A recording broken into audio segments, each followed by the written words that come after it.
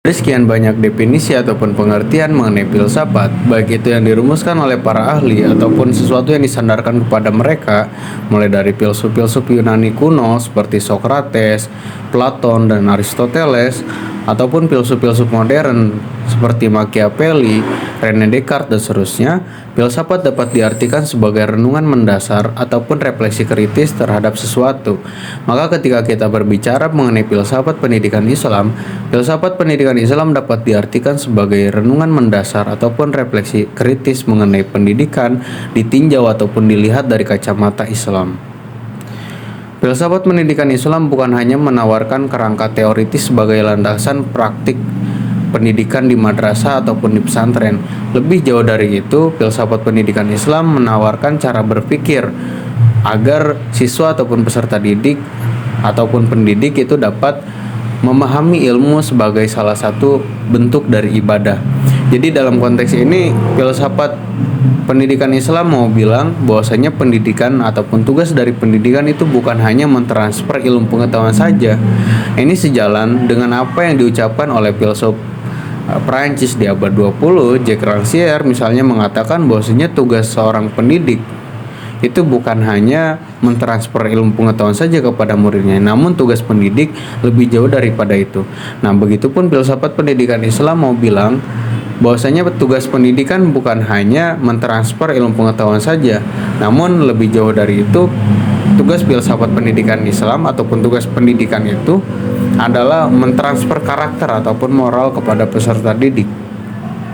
Contoh konkret yang bisa kita temukan dalam pengaplikasian filsafat pendidikan Islam baik secara sadar ataupun tidak sadar dalam pesantren misalnya, menurut pengalaman pribadi di pesantren itu diterapkan metode sorogan. Di pesantren Salafi itu masih diterapkan metode sorogan yang dimana guru membaca lalu diikuti oleh seorang murid, atau dalam konteks filsafat pendidikan yang dicetuskan oleh Rancière, yang diungkapkan oleh Rancière, metode ini disebut sebagai metode pengulangan, atau lebih jauh Rancière mengatakan metode ini adalah metode universal alamiah, dan metode ini adalah metode yang kemudian sering digunakan oleh Joseph Jacotot yang menjadi inspirasi dari Jacques Rancière tersebut. Nah, di pesantren klasik pesantren Salafiyah, metode sorogan ini masih sering digunakan ya. Sedangkan dalam konteks madrasah seperti MI, MTS, serta MA, salah satu contoh konkret pengaplikasian filsafat pendidikan Islam adalah mengintegrasikan antara ilmu umum dengan ilmu agama. Jadi tidak ada dikotomi antara ilmu agama dengan ilmu umum. Ini merupakan sebuah proyek yang dimana proyek ini dirintis oleh pemikir asal Mesir di abad 19 bernama Muhammad Abduh, yang dimana proyeknya itu dimaksudkan untuk menjebol dikotomi antara ilmu agama dengan ilmu umum. Jadi mengintegrasikan antara ilmu agama dengan ilmu umum seperti biologi misalnya, itu merupakan contoh konkret pengaplikasian filsafat pendidikan Islam di dunia madrasah. Filsuf di abad 19 dari Inggris bernama Copleston ketika membaca Thomas Aquinas mengatakan bahwasanya terdapat persamaan serta perbedaan antara teolog dengan filsuf. Di mana misal ambil contoh satu studi kasus mengenai pembuktian keberadaan Tuhan. Nah, teolog dan filsuf itu akan sama-sama mencari keberadaan Tuhan ini. Namun yang menjadi beda adalah untuk filsuf itu membuktikannya dengan premis-premis yang rasional, premis-premis yang logis untuk kemudian mencapai konklusi ataupun kesimpulan. Sedangkan untuk teolog, mereka membuktikan keberadaan Tuhan itu, kebenaran keberadaan Tuhan itu menggunakan wahyu, menggunakan tekstual seperti Al-Quran misalnya. Berbeda kemudian dengan filsuf ya.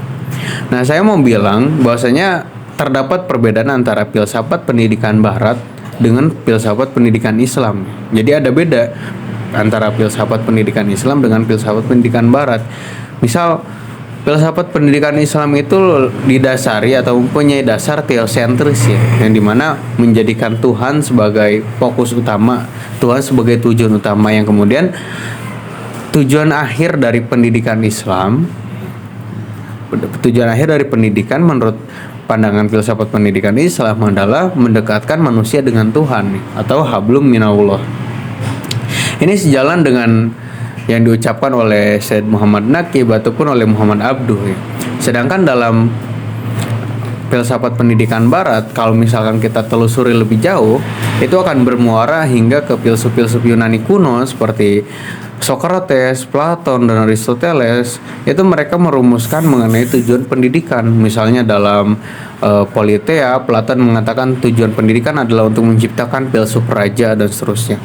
Ataupun agak lebih modern seperti David Hume, kemudian Rousseau, itu mereka merumuskan mengenai tujuan pendidikan.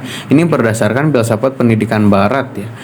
Nah, sebetulnya konotasi tujuan antara filsafat konotasi tujuan pendidikan menurut filsafat pendidikan Islam dengan filsafat pendidikan barat, sebetulnya konotasi mereka sama-sama baik, cuma barangkali ada berbeda dasar saja gitu. Dan tentunya antara filsafat pendidikan Islam dengan filsafat pendidikan barat itu mereka mempunyai kekurangan serta kelebihan. Misal, kelebihan dari filsafat pendidikan Islam adalah ia tidak akan bersifat sekuler, tidak akan bersifat memisahkan antara ilmu agama dengan ilmu umum. Justru mereka akan mengintegrasikannya gitu. Nah, berbeda dengan kemudian filsafat pendidikan barat, mereka akan bisa saja mereka itu cenderung sekuler ya, dalam artian memisahkan antara ilmu umum dengan ilmu agama seperti itu. Nah, jadi yang dimana hal ini menjadi kelebihan untuk filsafat pendidikan Islam dan menjadi kekurangan untuk filsafat pendidikan barat. Begitupun salah satu kelebihan dari filsafat pendidikan barat adalah mereka dapat dengan mudah, gampang sekali untuk adaptasi dengan teknologi. Mereka akan sangat adaptif dengan perkembangan zaman. Nah, sedangkan hal ini menjadi salah satu kekurangan dari filsafat pendidikan Islam, karena masih dapat kita jumpai beberapa pendidikan Islam yang di beberapa wilayah yang dimana mereka berusaha membuat dikotomi antara ilmu pendidikan umum dengan ilmu agama. Nah, kemudian kita bicara mengenai ruang lingkup serta elemen-elemen penting dalam filsafat pendidikan Islam. Kita berbicara mengenai ruang lingkup dari filsafat pendidikan Islam ini, itu bisa kita kaitkan ataupun kita bisa berikan relasi dengan 3 cabang filsafat misalnya yang paling terkenal, ontologi, epistemologi, serta aksiologi. Ini dapat kemudian menjadi ruang lingkup dalam filsafat pendidikan Islam. Misal ontologi, filsafat pendidikan Islam itu mengajarkan hakikat pendidikan adalah menanamkan nilai-nilai ketauhidan kepada seseorang. Ini dinilai dari aspek ontologis. Kemudian dari aspek epistemologis, pendidikan Islam itu bukan hanya bersumber dari akal seperti yang tadi sudah disampaikan, tapi juga bersumber dari wahyu. Makanya ada sumber primer dalam Islam, yaitu Quran dan hadis, dan kemudian diikuti dengan ijtihad yang di dalamnya terdapat ijma dan qiyas. Dan kemudian yang terakhir adalah aksiologi, ilmu tentang sebuah value, tentang nilai, yang dimana pendidikan Islam itu mempunyai tujuan untuk membentuk karakter seseorang, untuk menanamkan nilai-nilai etika berlandaskan nilai-nilai Islam kepada seseorang. Ini sejalan dengan apa yang ditegaskan ataupun dijelaskan oleh Muhammad Abduh ataupun Syed Muhammad Naqib Al-Atas.